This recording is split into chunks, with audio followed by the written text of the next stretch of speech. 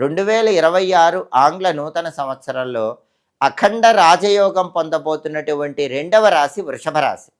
దానికి కారణం ఏంటంటే తులారాశిలాగే వృషభ రాశి వాళ్ళకు కూడా సంవత్సర ఫలితాలు చూసే 4 గ్రహాలలో 3 గ్రహాలు యోగిస్తున్నాయి.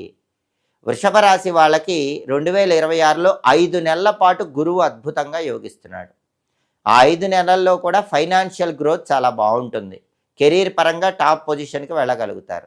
అలాగే వృషభ రాశి వాళ్ళకి ప్రధానంగా రాహు బ్రహ్మాండంగా యోగిస్తున్నాడు. 10వ ఇంట్లో రాహు సంచారం వల్ల అబ్రాడ్ వెళ్ళి ఎక్సలెంట్గా సక్సెస్ అయ్యే యోగం వృషభ రాశి వాళ్ళకు ఉంది.